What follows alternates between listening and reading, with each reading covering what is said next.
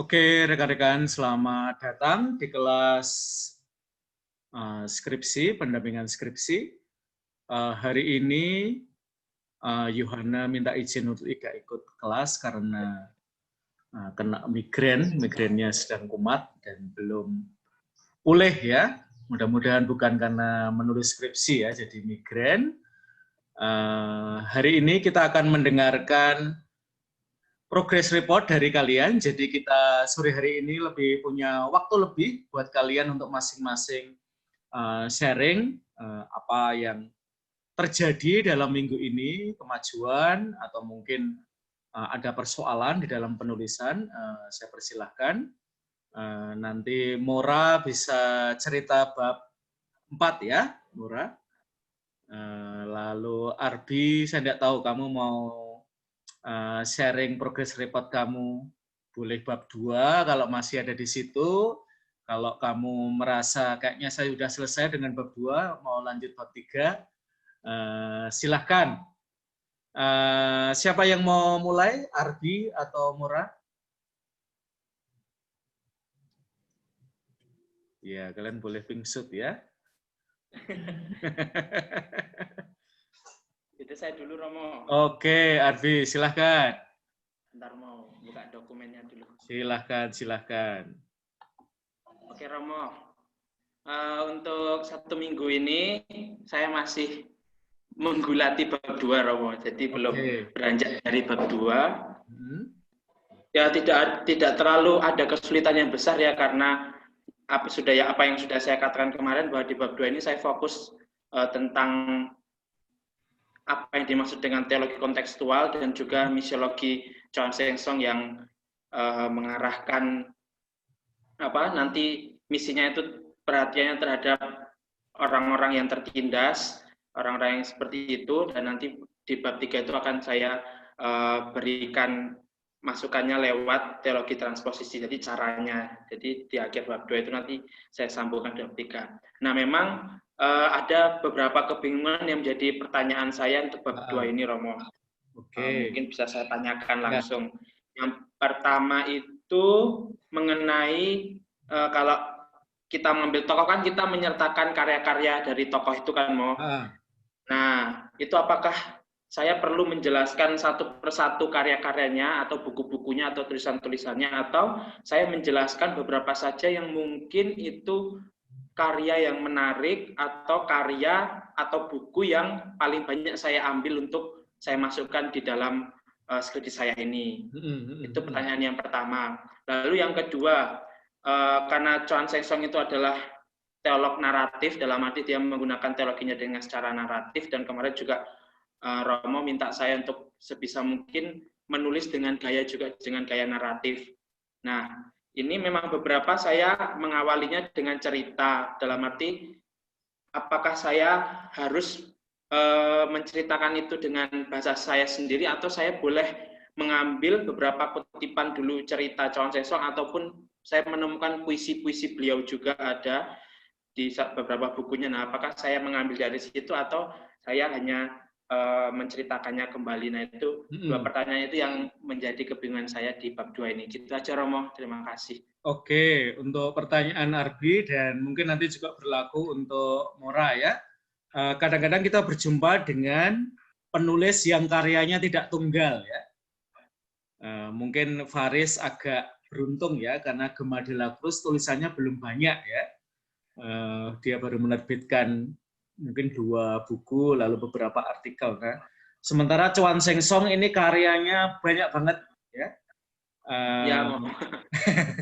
Ini sebenarnya untuk riset sebenarnya kamu harus gembira ya, karena nyari bahan itu seringkali susah dan kamu sekarang mungkin banyak bahan yang bisa kamu eksplorasi. Nah, gimana caranya mengelola bahan yang banyak ya? Yang pasti adalah kamu membaca karya Chuan Sheng Song dengan ini ya, selective reading ya.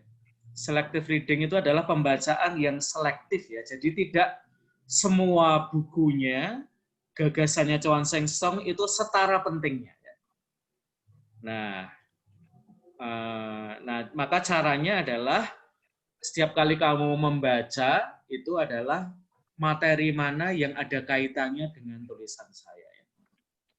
Nah, nanti kamu akan menemukan karya-karya atau buku-buku yang kamu pandang lebih utama, lalu karya-karya yang lebih supporting ya atau pendukung ya. Jadi saya kira nanti kamu lama-lama akan menemukan ya dari beberapa buku yang mungkin kamu pada awal kadang-kadang kesulitan kita ketika nulis skripsi itu awal-awal kan bukunya belum ada ya. Kebingungannya karena belum ada bukunya ya. Kebingungan selanjutnya adalah bukunya sudah ada semua ya. Dan mana yang mau saya gunakan. Nah, maka saya kira tantangannya adalah nanti ini ya, Arbi mencoba membaca ya, memilih ya, menselect ya, menyeleksi mana materi-materi yang lebih punya kedekatan dengan skripsimu ya. Dan itu menjadi alasan juga bahwa karya-karya lain yang agak jauh lalu agak kamu tempatkan lebih minor ya di dalam skripsi kamu ya. Jadi kita tetap membaca seluruh karya Chuan Sheng Song tetapi dengan bobot yang berbeda ya. Jadi setiap tulisan itu semacam punya bobot akademik yang tidak selalu sama ya. Misalnya gini ya, Arbi ya. Mungkin kalau saya misalnya Tell Us Our Names gitu ya. Dia cocok banget kalau saya nulis tema tertentu ya. Sementara buku misalnya The Crucified Jesus mungkin buat kamu tidak terlalu penting ya, lebih sekunder ya. Nah, nanti kamu coba itu ya, setelah kamu melihat beberapa karya itu, kira-kira skripsi saya ini materi paling banyak bisa saya dapat dari mana? Nah, itu nanti menentukan ya, proporsi kamu lebih menulis lebih banyak dari buku itu. Sementara buku-buku dia yang lain, meskipun mungkin lebih baru, itu lalu kamu tempatkan, ya ini lebih tambahan ya. Saya kira itu ya, teknik menyeleksi teks. Ya. Maka yang dilakukan adalah, agar bisa menyeleksi teks dengan baik adalah close reading of the text. Ya. Membaca teks itu dari dekat ya. Apalagi kalau kamu punya waktu selama masa pandemi ini ya. Kalau bisa dimakan semua bukunya, dimakan semua ya. Nah, nanti kalau enggak, kamu sekurang-kurangnya cara paling simple, paling cepat adalah lihat ke daftar isinya dulu ya, setiap buku itu. Nah, kira-kira materi yang saya cari itu ada di situ atau enggak. Paling gampang sebenarnya kalau buku kamu itu PDF semua, kamu bisa pakai keywords ya. Mission, lalu apa gitu ya. Itu cara paling paling dekat, cepat ya. Itu terutama kalau kita berhadapan dengan teks yang gemuk ya, artinya. Jadi tokoh ini nulisnya banyak sekali dan mustahil saya membacanya dengan deadline waktu yang diberikan oleh tarekat, apalagi kampus ya.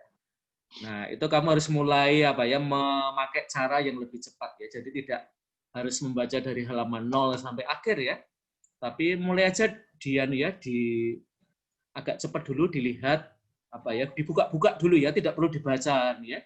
Kira-kira tema-tema mana yang kelihatannya nyambung ya.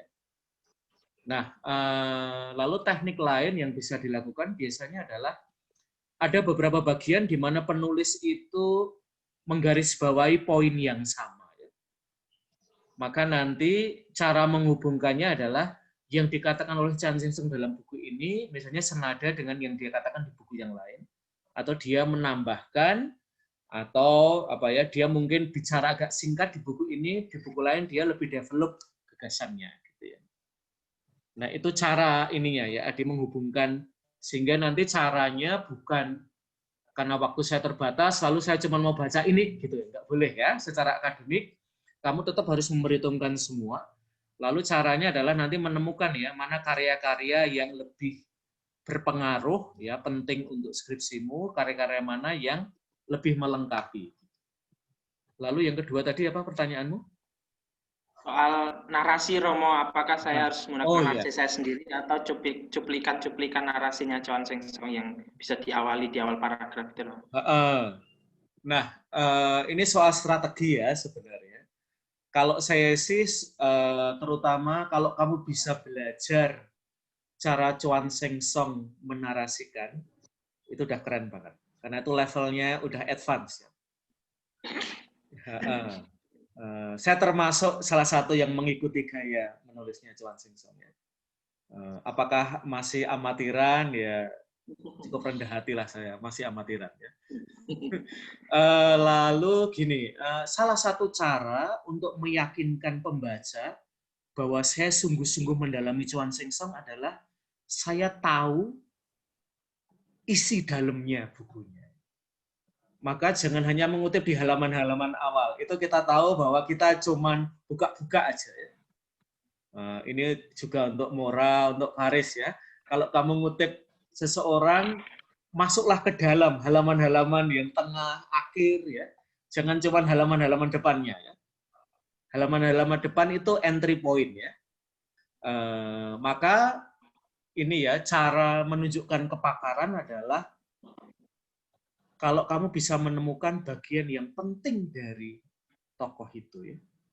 Baik kisahnya atau statementnya, maka kalau ada pilihan dua itu ya Arbi, menurut saya kalau kamu bisa menggunakan cerita yang dipakai oleh Chuan Sheng Song itu bagus.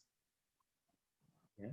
Itu tanda bahwa kamu betul-betul mengenal Chuan Sheng Song sampai ke halaman-halamannya ya, terutama halaman-halaman dalamnya. Lalu dalam arti tentu mungkin kita agak mengorbankan sedikit ya ego kita sebagai penulis ya. Jadi justru karena saya mau menghormati sosok itu ya, maka sejauh mungkin saya menggunakan materi yang dia pakai. Itu saya kira yang bisa saya berikan ya untuk Arbi ya. Oke. Terima kasih Romo. Ya. Nah ini ada Faris, ada Mora. Faris, meskipun kamu baru muncul ya, apakah kamu mau melanjutkan Arbi? Atau kamu butuh waktu untuk bernapas dulu? Silakan di lanjutin dulu Romo. Oke. Oke, jadi Mora dulu mau? Ya, yuk Mora. Yang ditanyakan saja kan Romo? Yang ditanyakan saja, tapi boleh juga kalau kamu mau share tentang bab kamu. Biar teman-teman tahu, siapa tahu nanti Faris sama Arbi mau memberikan masukan ya. Karena kan ini apa, bulan kitab suci ini SJY rajin banget ya, mereka ikut apa katekese digital ya. Nah, siapa tahu saya takjub juga ya dengan brother-brother SJY ya, berani-berani sekarang ya. Yuk, Mora. Ya, di bab 4 itu ada hasil penelitian yang meliputi dari prosedur-prosedur penelitian yang sudah dibahas di bab 3, ada analisis peserta didik. Nah, di analisis peserta didik ini saya mendapat catatan dari Romo Andalas karena menggali tentang generasi alpanya kurang dalam dari kehidupan nyatanya siswa-siswi Kota Baru. Lalu ada desain produk. Desain produk itu mulai dari desain video sama desain RPP. Nah, kalau untuk desain videonya itu, karena saya mengambil gambar dari seorang kartunis lain, bukan saya membuat sendiri. Nah, itu menjadi tantangan buat saya dan catatan juga buat saya. Nah, catatannya itu saya harus menguatkan bahwa membuat video kartun itu susah supaya penggunaan gambar orang lain itu tidak disepelekan oleh yang pembaca atau pelihat orang yang menyaksikan nanti. Jadi tantangannya dan tanggung jawab saya itu bagaimana saya menjelaskan kenapa saya menggunakan gambar orang lain. Kemudian ada validasi. Validasi itu dari dosen-dosen kampus IPAK, kemudian ada uji coba. Uji cobanya itu uji coba wawancara, tidak uji coba kepada peserta didik secara massal. Nah, di sini juga saya ada pertanyaan, itu nanti wawancaranya mau dibentuknya seperti apa? atau seperti penelitian kuantitatif hanya dibuat tabel kemudian diberi pembahasan atau bagaimana. Nah, itu saya masih belum tercerahkan di situ. Kemudian ada revisi. Nah, revisi ini hasil dari wawancara saya dan hasil dari validasi para dosen.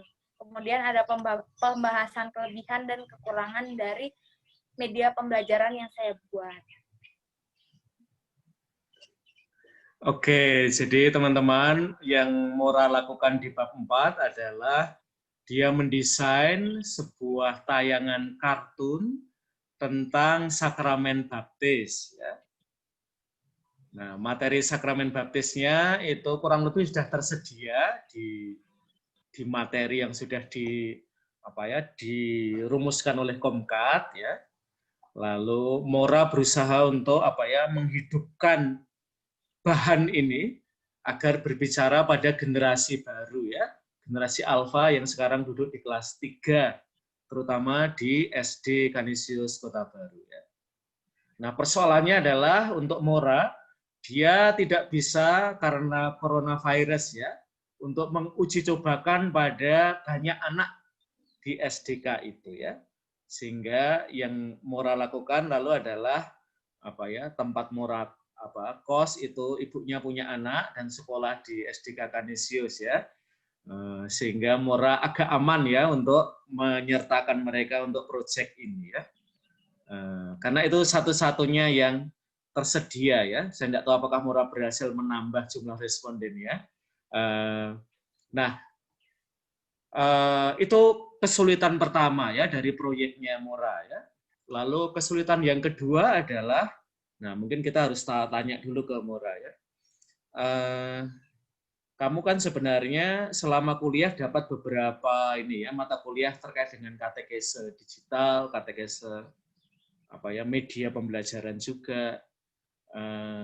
Nah, saya pernah di counter, ya, oleh Bu Sisil, ya, bahwa kalian itu enggak diajari untuk membuat membuat animasi begitu, ya. Dan dosen kamu memberikan feedback pada saya enggak seperti itu, Romo. Anak-anak enggak berani aja pada Romo bilang bahwa mereka sudah diajari, ya.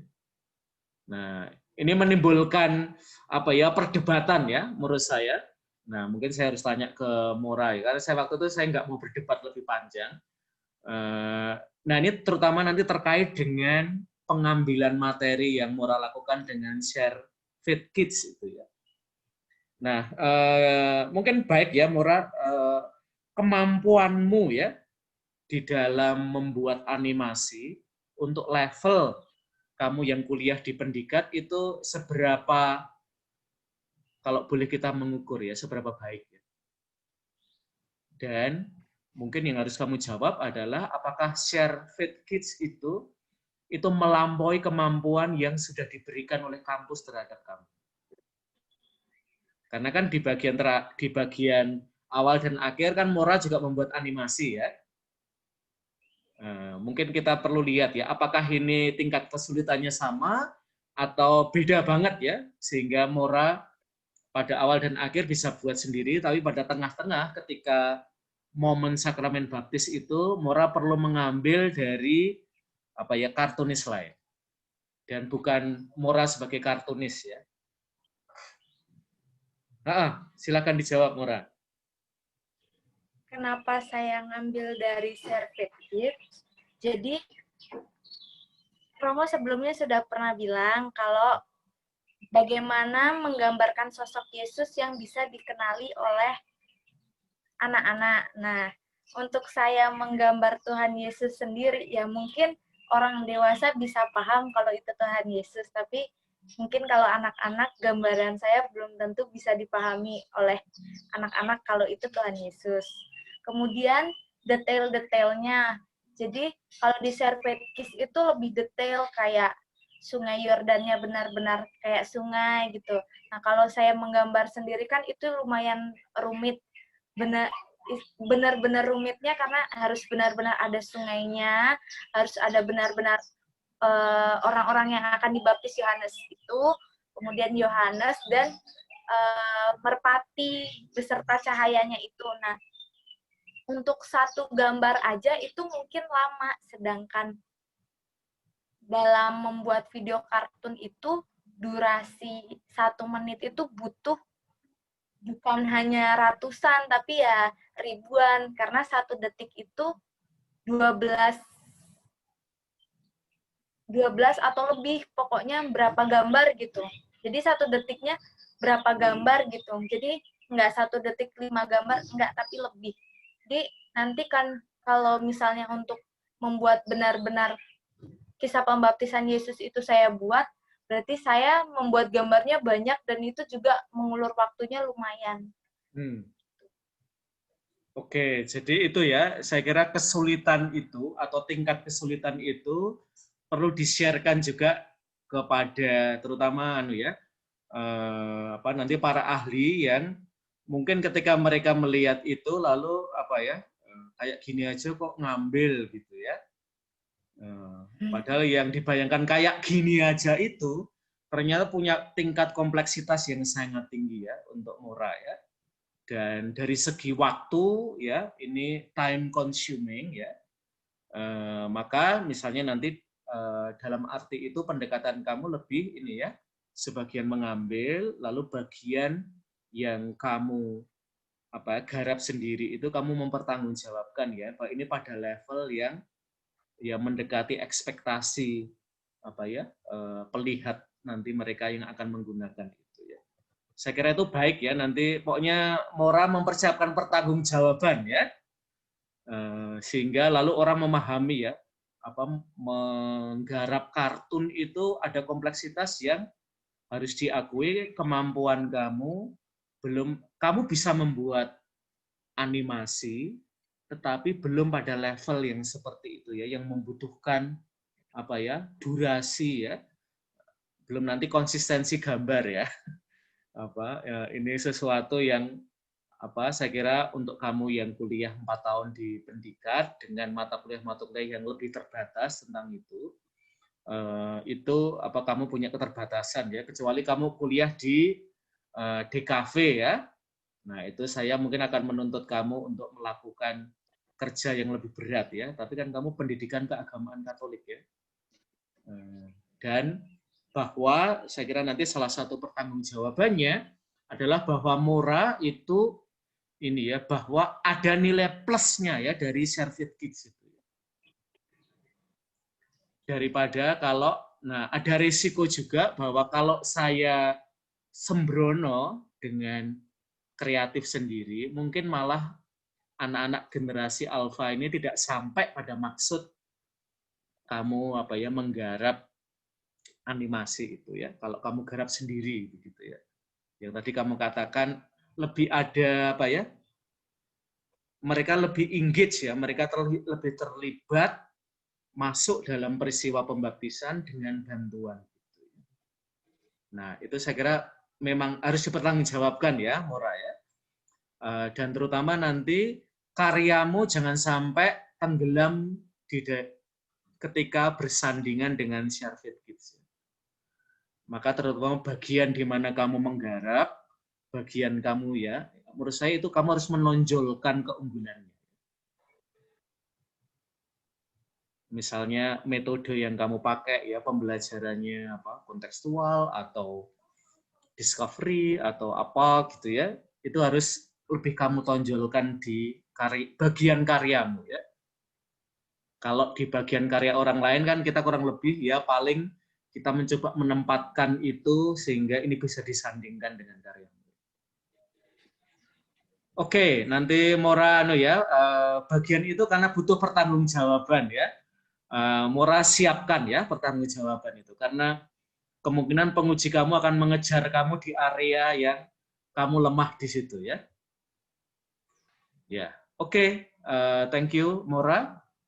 Faris, silakan.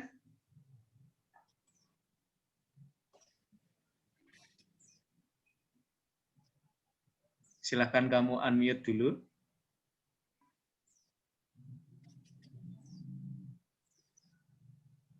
Ya, kamu masih di mute ya suaranya.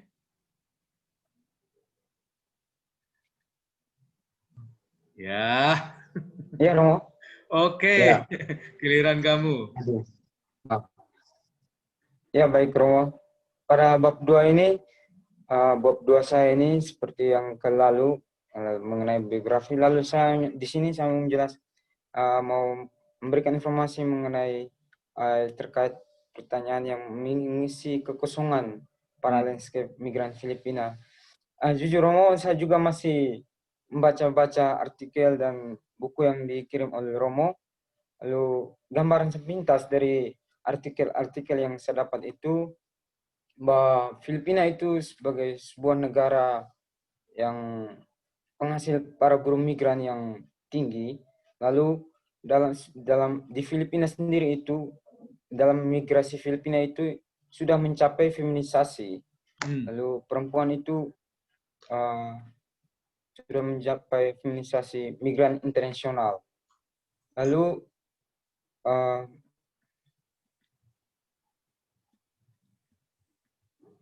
di para migran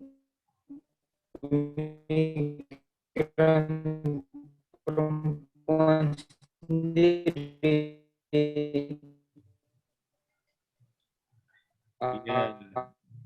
Suara kamu seperti robot ya, cyborg.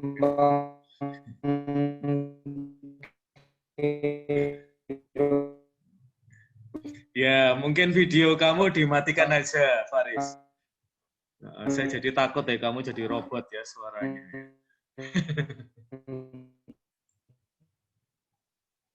Faris, videonya dimatikan saja, sehingga beban internet kamu lebih ringan. Di negara tempat migrasinya itu juga tentu mengalami dan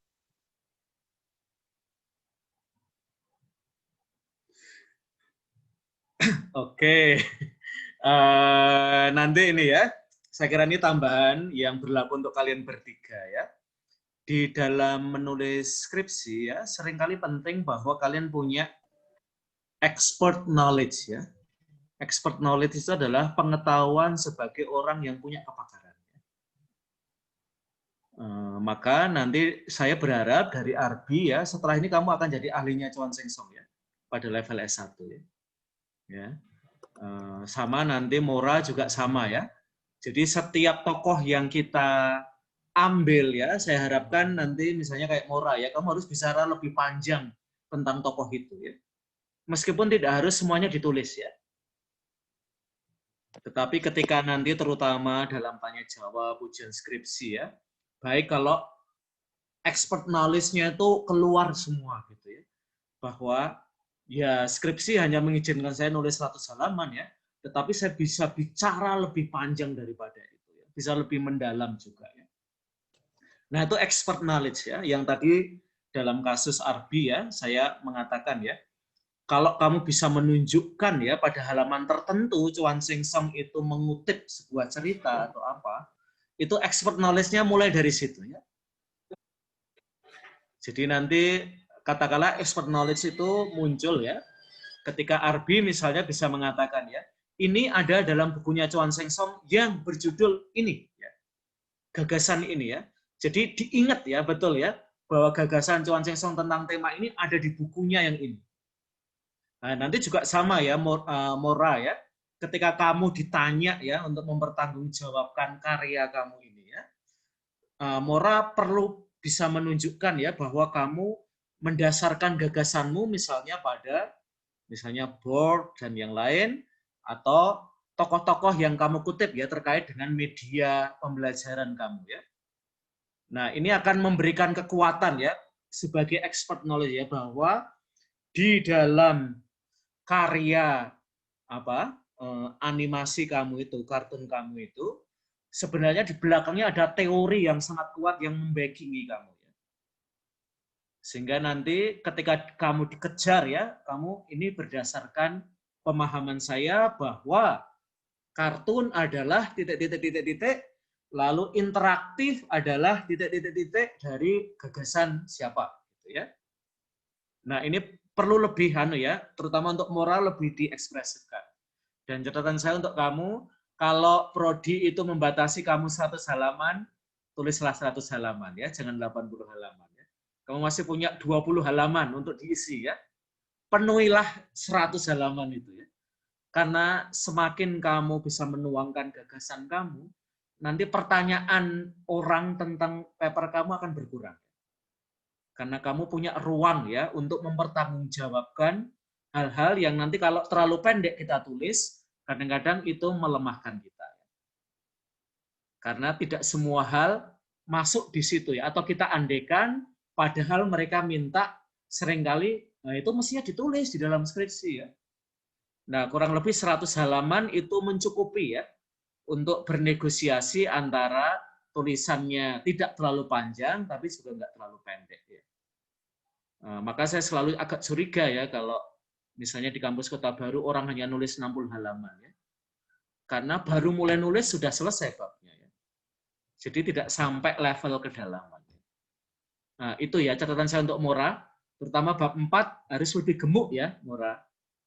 Jangan takut gemuk ya untuk nulis skripsi ya. Kalau soal badan, nah kita mungkin agak bisa khawatir ya soal itu. Oke, Faris, kamu kembali ya. Yuk.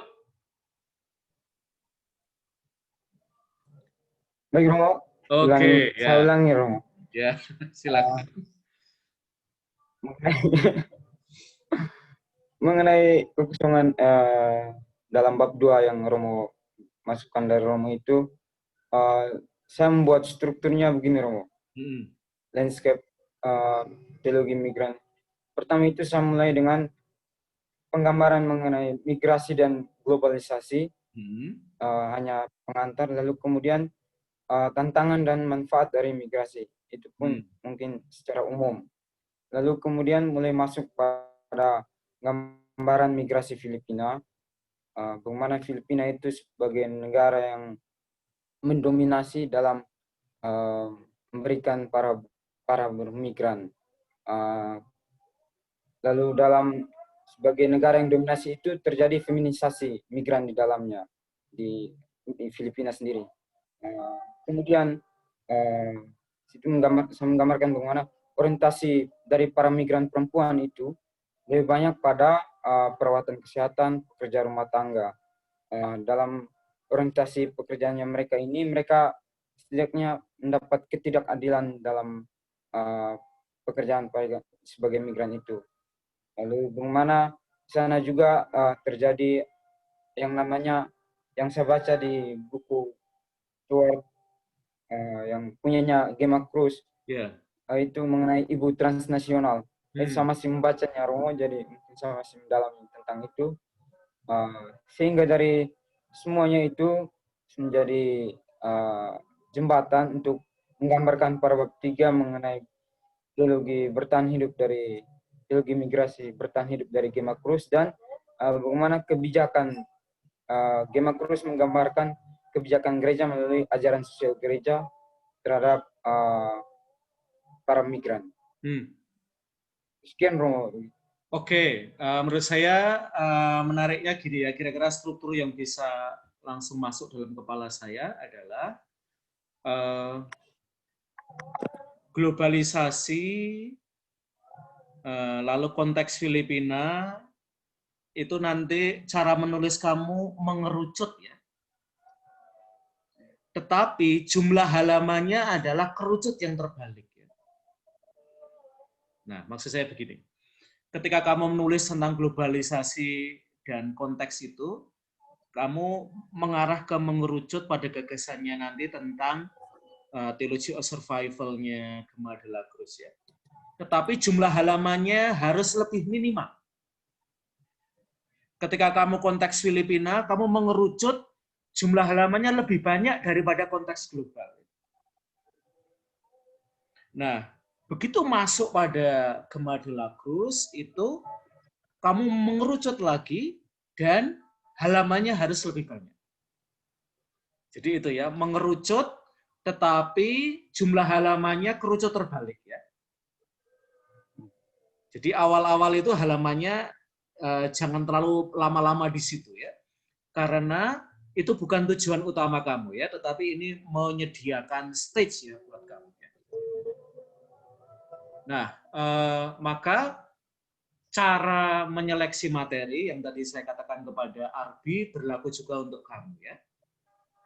Materi tentang globalisasi dan migrasi itu banyak sekali, tetapi kamu harus seringkas mungkin. Maka ambillah hanya materi yang terkait dengan yang akan dibahas oleh Gemagrus.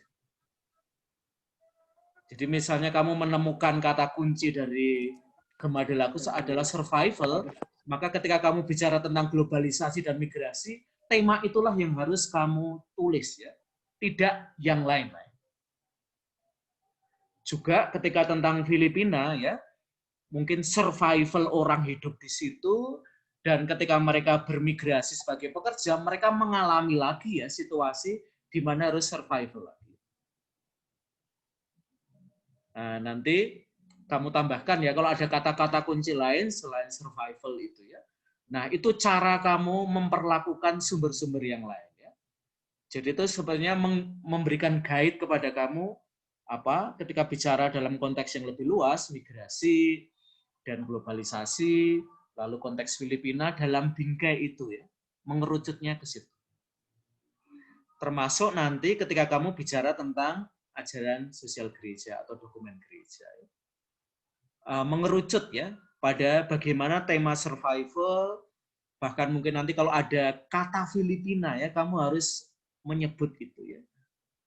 Saya kira beberapa dokumen tentang migrasi menyebut Filipina ya. Nah itu menautkan ya, menautkan sehingga perbincangan tentang migrasi oleh paus atau oleh komisi di dalam kepausan bukan sesuatu yang abstrak ya, tetapi down to earth pada konteks yang kamu butuhkan.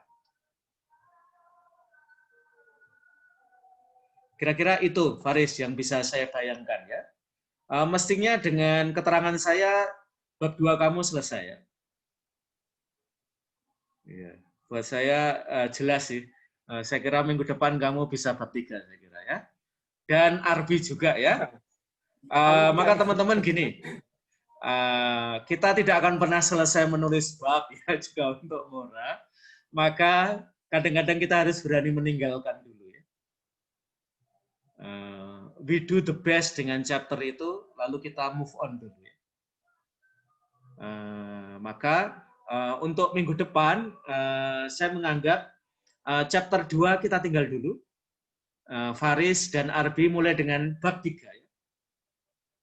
Berdasarkan yang sudah bisa kamu susun dari bab 2 ya.